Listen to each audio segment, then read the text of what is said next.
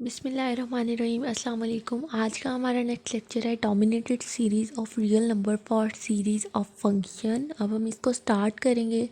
Start करने से पहले मैं आपको बता देती हूँ कि इससे पहले हमने क्या पढ़ा। इससे पहले वाले लेक्चर में हमने काशी क्राइटेरियन पढ़ा था, तो वो आप जो है वो मेरी प्लेलिस्ट पे जाके देख लें। काशी क्राइटेरियन हमने सीरीज़ के लिए पढ़ा था।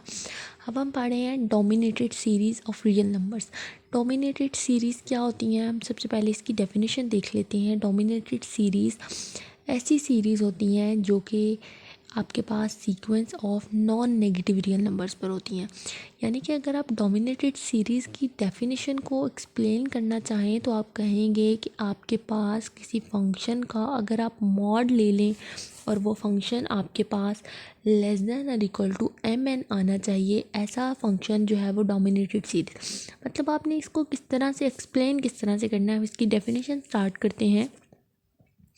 Late M N be the sequence of non negative real numbers. आपके पास एम एन कोई नॉन नेगेटिव रियल नंबर्स का सीक्वेंस है। नॉन नेगेटिव रियल नंबर्स कौन से नंबर्स होते हैं? ऐसे नंबर्स जो कि greater than equal to zero हो। मतलब आपके नॉन नेगेटिव रियल नंबर्स कहाँ से स्टार्ट होते हैं? 0 1 2 3 4 5 अप टू सो ऑन, ये सारे नॉन नेगेटिव रियल नंबर्स होते हैं। और आपके पास एफ एन एक्स एक सीक्वेंस है और फंक्शन है जो कि किसी सेट एस पर डिफाइन है। ठीक है, सबसे पहले आपके पास एम एन कोई सीक्वेंस ऑफ रियल नंबर्स है, नॉन नेगेटिव रियल नंबर्स हैं। एफ एन एक सीक्वेंस ऑफ फंक्शन है और किसी सेट एस पर है। और डोमिनेटेड सीरीज़ की को आप एक्सप्लेन किस तरह से करेंगे कि आपका फंक्शन का मॉड लेस दैन और इक्वल टू एम एन आना चाहिए और एक्स जो है वो आपका डोमेन एस है और जो एन है वो नेचुरल नंबर से बिलोंग करता है। Then the series of function, आप इस फंक्शन की सीरीज़ एफ एन एक्स को कहेंगे is set to be dominated on S. आप इस एफ एन एक्स सीरीज़ को कहते हैं कि वो डोमिनेट है यहाँ पर एम एन सीरीज़ पर। तो इस तरह हम इस डोमिनेटेड सीरीज़ को एक्सप्लेन करेंगे। अब मैं इसकी डेफिनेशन को मज़ीद आपके साथ क्लैरिफाई करूँगी इसकी एग्जांपल के साथ। आप इसकी एग्जांपल देखेंगे, होप सो कि आपको इसकी डेफिनेशन समझ आ जाए।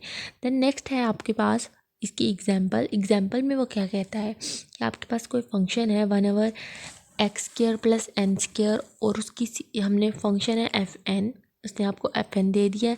And the series of function F N is dominated by, अब एफ एन आपका डोमिनेट हो गया है 1/n² पे।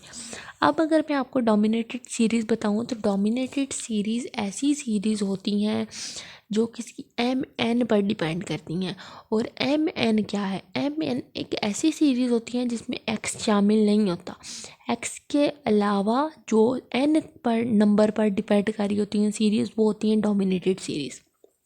जिन सीरीज़ में सिर्फ एन टर्म आती है वो होती हैं डोमिनेटेड सीरीज़। जिसमें एक्स शामिल नहीं होता वो होती है डोमिनेट। पहली डोमिनेटेड सीरीज़ की को अगर आपने याद रखना है तो आपने इस तरह से याद रखना है कि डोमिनेटेड सीरीज़ में कभी भी एक्स शामिल नहीं होता। डोमिनेटेड सीरीज़ में दूसरी बात, सिर्फ एन टर्म्स वाली फंक्शन जो है वो ऐड होते हैं, शामिल होते हैं।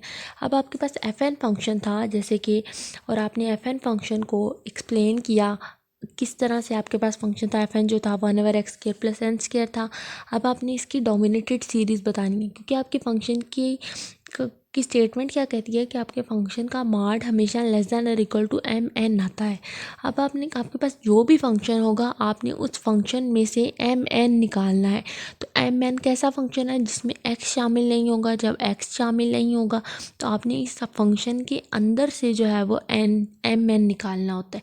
तो आपके पास फंक्शन है 1/(x² + n²। तो आप फंक्शन की फ्रैक्शन को रिड्यूस करें, फंक्शन की फ्रैक्शन को कम करें, तो आपके पास जो फंक्शन जो है वो आपने 1/(x² + n² है। अगर हम फंक्शन में x² को एक्सक्लूड कर दें या इसकी फ्रैक्शन को रिड्यूस कर दें, मतलब आपने एम एन तो ऐसी सीरीज़ लेनी होती है जिसमें एन एक्स शामिल ना हो। तो हम x² को अगर यहाँ पर ख़त्म कर दें तो आपके पास एम एन एक सीरीज़ आएंगी जो कि 1/n² आएंगी। ये मतलब कि x का स्क्वायर तो हमने ख़त्म कर दिया है।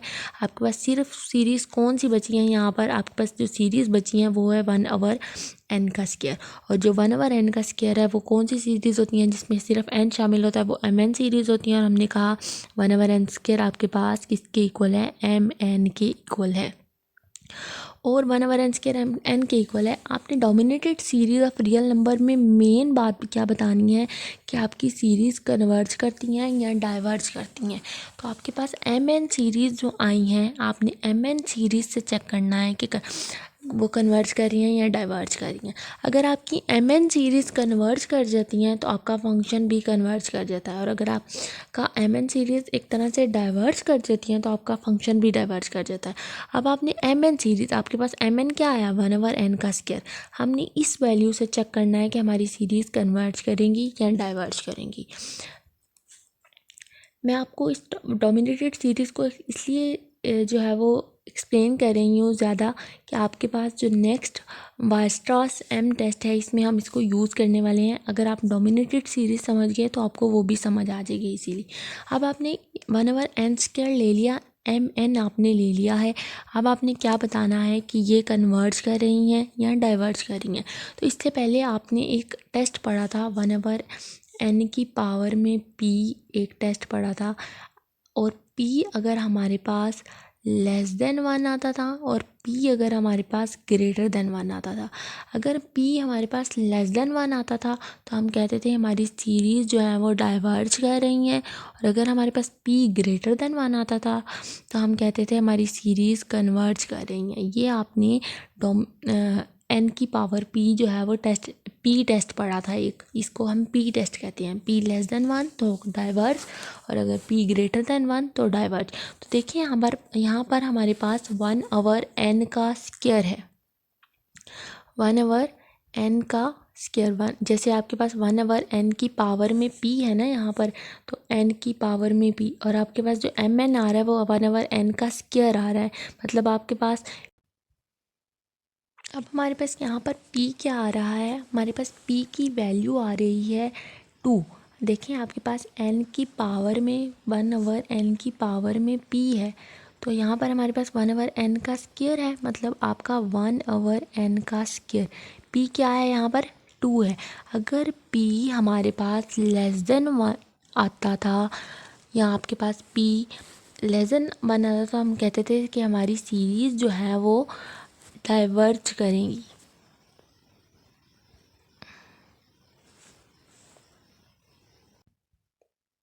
और अगर p ग्रेटर देन 1 आता था तो वो कन्वर्ज करती थी। और अब आपके पास p क्या है, p आपके पास 2 है और 2 ग्रेटर देन 1 है, इसका मतलब है कि आपके पास जो 1/n² है ये कन्वर्ज कर रहा है, मतलब आपका mn सीरीज़ जो है वो कन्वर्ज कर रही है। और जब आपके पास mn सीरीज़ कन्वर्ज करती हैं तो आपके पास आप कहते हैं कि आपका फंक्शन भी क्या कर रहा है, कन्वर्ज कर रहा है।